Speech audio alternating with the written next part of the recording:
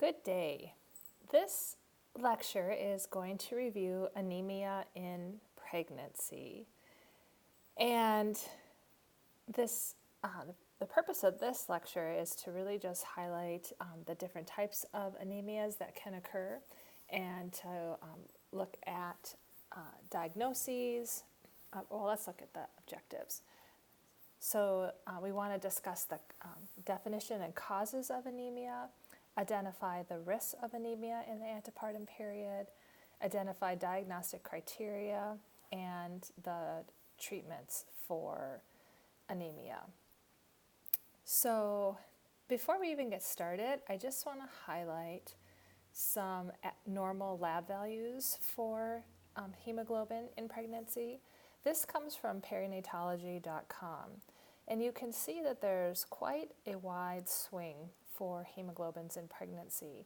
So a non-pregnant female has a hemoglobin of between 12 and 15.8, and in the first trimester it's 11 to almost 14, and by third trimester it can be normal for her to have a hemoglobin as low as 9.5 all the way up to 15. So there is quite a wide swing. And then for hematocrit, a non-pregnant female is 35, or adult I guess, is 35 to 44, and by the third trimester it can drop all the way down to 28 and still be considered within that normal range. However, if we look at the definition, the CDC defines anemia in the first and third trimester as a hemoglobin of 11 or under, and 10.5 in the second trimester. So let's go back up to this slide. So even though a normal value can be in the 9s here, according to perinatology.com, if they are under 11 in the first and the third trimester, so 11.5 is what they say, that is considered anemic.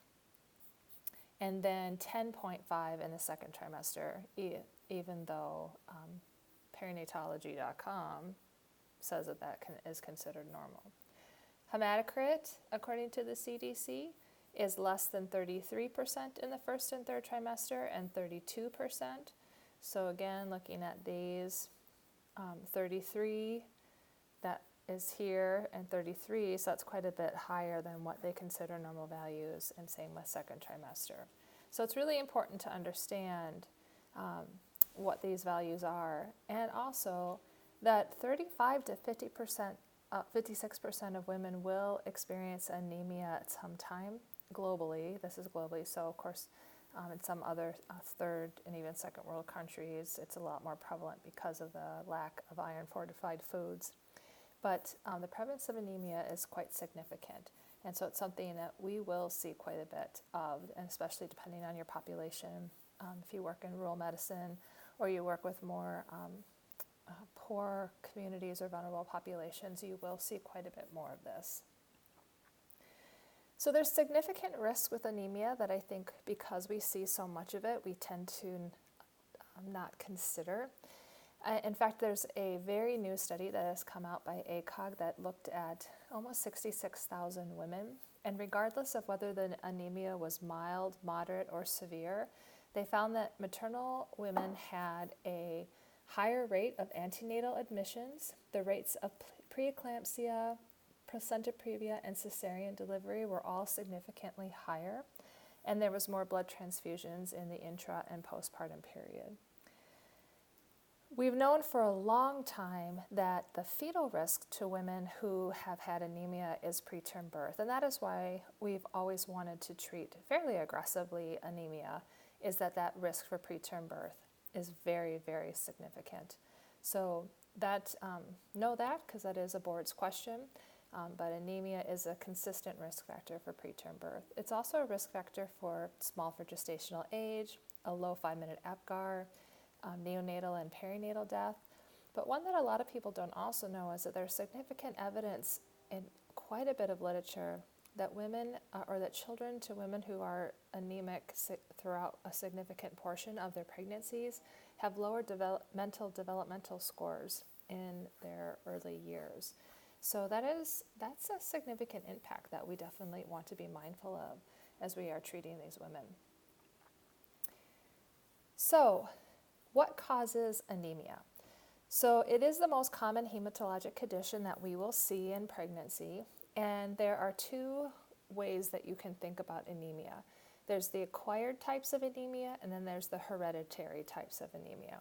So most of the anemias that we're going to see in our practice are acquired, and the two most common types of acquired anemia are from iron deficiency and acute blood loss. Those are the ones that we are most going to see in our practice. Other types are megaloblastic anemia, acquired hemolytic anemia, aplastic or hypoplastic, or anemia of some type of inflammatory process or malignancy. Those are quite a bit less common. Hereditary types of anemia that can be seen are your thalassemias, sickle cells, or other types of hemoglobinopathies, and then some type of hereditary hemolytic anemias. You will most likely see thalassemias or sickle cells in your practice, so those aren't uncommon, but the most that you'll be dealing with, because often if they're a type A thalassemia or an alpha thalassemia, you're going to be transferring them out, and if they're a sickle cell that are being impacted, we will also transfer them out to perinatology, because those women are out of our scope. So we'll mostly likely be dealing with the iron deficiencies and then the acute blood loss in the postpartum period from maybe a postpartum hemorrhage or their hemoglobin has dropped from the birth. So how do you diagnose anemia?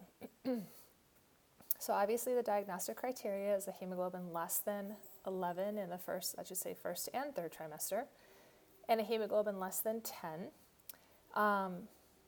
She could also be symptomatic, and her symptoms would be, fatigue, malaise, pale skin. We need to determine what the causes is. So is it of the deficiency category or the hereditary category? She might not necessarily be symptomatic if it's hereditary. And then the treatment will definitely depend on the cause. So we would be treating her with an iron or a folate supplement or both. And then if it's an infectious process, which would be unlikely, we would obviously need to treat the underlying infection. We typically only consider transfusion if she's under 6, a hemoglobin of less than 6. So the vast majority of the pregnant women that we'll be dealing with will have some type of an iron deficiency anemia. And typically we diagnose this when she has a low hemoglobin and hematocrit, but a normal MCV. So we obviously would get this by having a complete blood count, a CBC, and then we'll also draw serum ferritin levels. Best practice is to treat presumptively with iron supplementation while we're waiting for our results, but then and then repeat labs in 3 to 4 weeks. And then if iron supplementation is not successful, then we dig deeper with more labs, and we'll get into this a little bit more here. And I took this table straight out of Varney. This is it's just right in your textbook, so you can pull this up as well. So if you have low hemoglobin but a normal MCV, then you can see on that first column on the left-hand side, those are the causes of things that would be causing that low hemoglobin.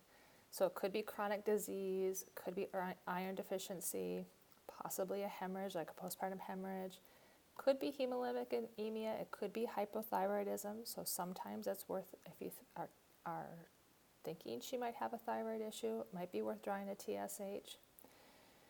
If her MCV is less than 80, then some other things to be thinking about are thalassemias, the lead poisoning. So you might want to ask her what kind of place she lives in, if there is lead-based paint in her home.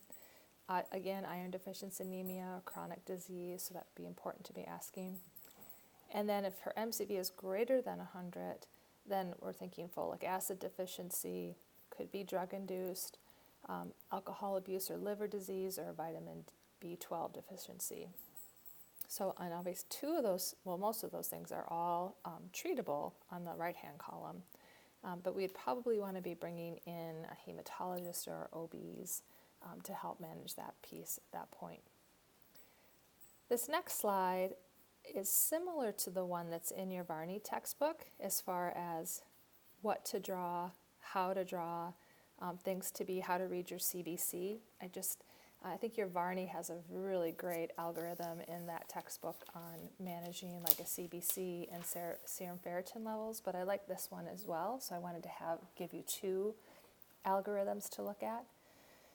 So you have this algorithm shows a low RBC, low hematocrit, low hemoglobin. So then the next step is to look at your MCVs, and depending on where that falls, it tells you what your next step should be. Most of the time we're also drawing ferritin and iron status tests as well if she's not responding to just iron alone. But you can tell if she has a low ferritin, then we know she has iron deficiency. If it's normal, we're thinking thalassemia. If it's high, we're thinking some type of chronic disease. And we would need to kind of move probably center to hematology or center to our OBs to manage further. If her MCV is normal, then we can look at her retic count, and you can see the three pieces we're thinking like. So aplasia, anemia of chronic disease, acute blood loss. It really breaks it down lovely as you kind of walk through the different things here. So it really helps guide our treatment and the way we want to treat her and really manage that anemia well. Because sometimes our women just don't respond to that, the iron alone, and we want to make sure that we're treating them appropriately. When sometimes it can be as simple as a vitamin B12 deficiency.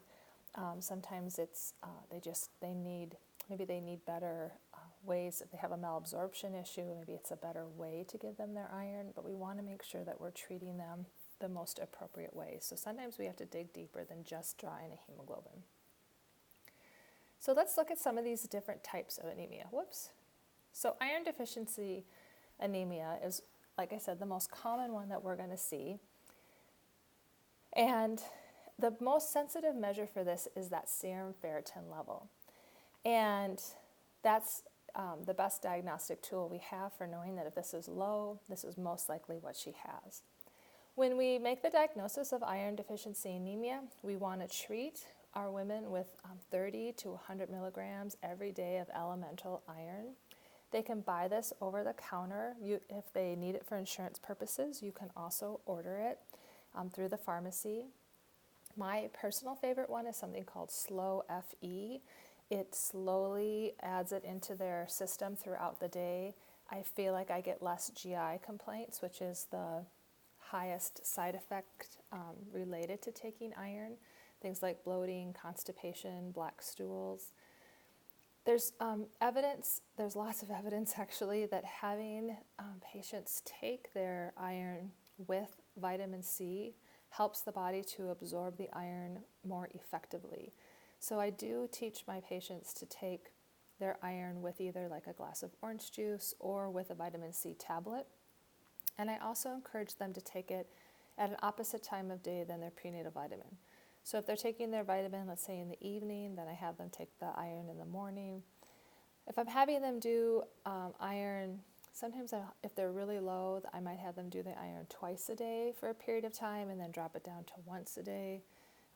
So it just all kind of depends on how I'm having them take the iron. But if they're doing it once a day, I do have them do it opposite their prenatal vitamin with some vitamin C.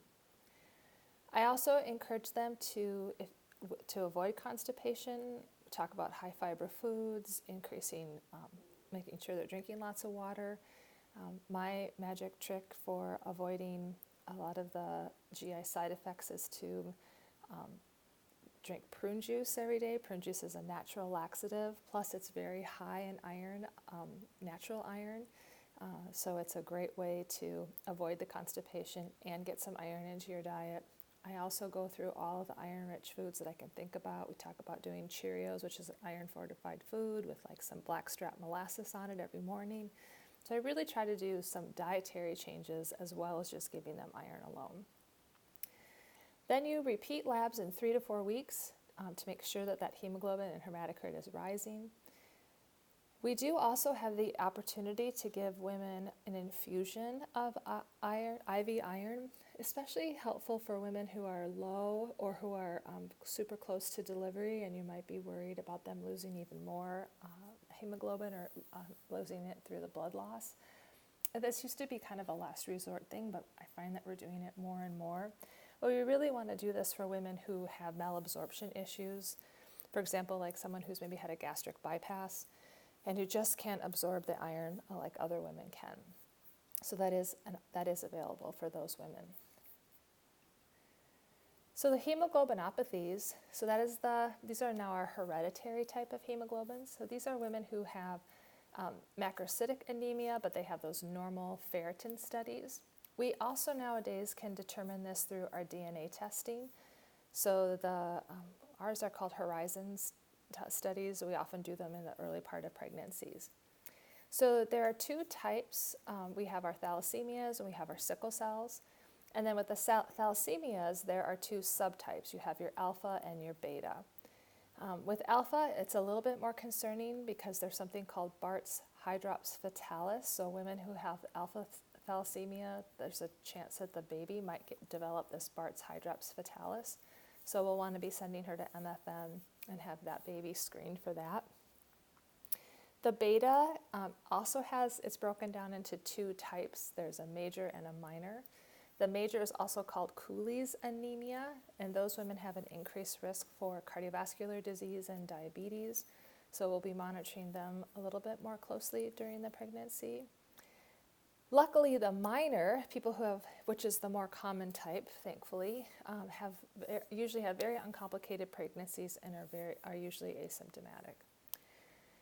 In sickle cell, the women who actually have sickle cell disease are women who are out of our scope of practice. Typically, nurse midwives will not take care of these women, and they usually are a perinatology patient. They have an increased risk for spontaneous abortions, preterm labor, preeclampsia, stillbirth, fetal growth restriction, prematurity, low birth weight.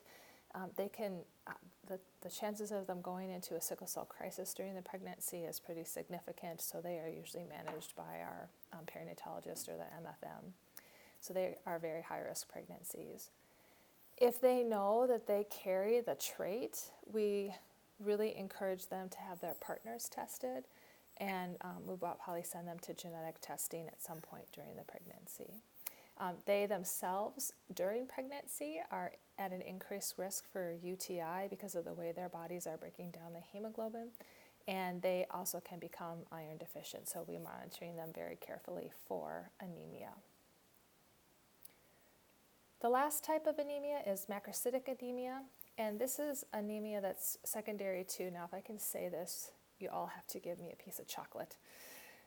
Glucose 6-phosphate dehydrogenase deficiency. Woo!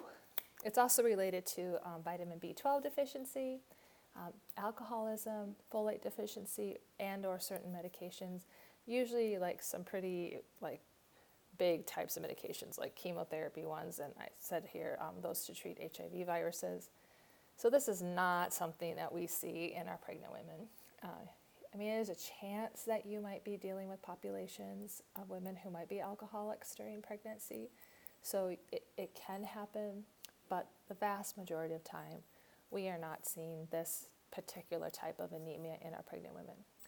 However, there may be a family history, like a hereditary type of this deficiency in families. So if someone reports this to you in your first OB or in your intake, you want to be documenting that and putting that down as a note, because if an infant is born with a G6PD deficiency, they may develop the severe jaundice that leads to kernicterus, and we want to be treating them and on that right away from the minute that they're born, because we do not want them to go into kernicterus.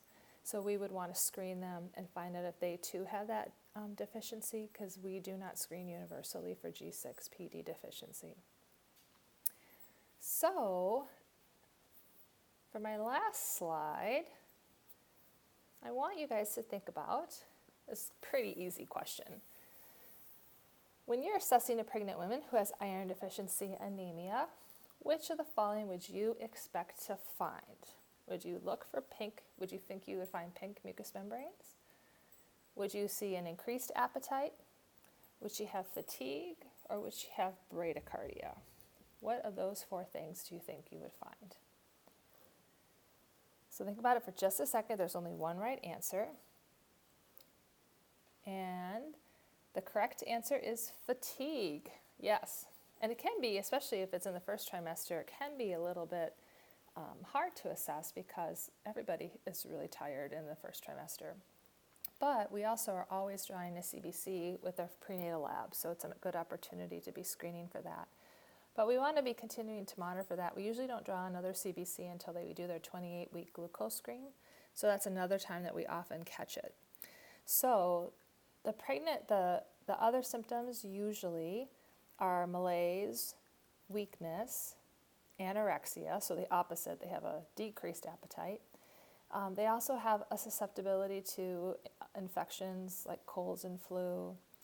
They usually have pale mucous membranes, not pink ones, tachycardia rather than bradycardia, and pale skin. So those are the things we see with anemia.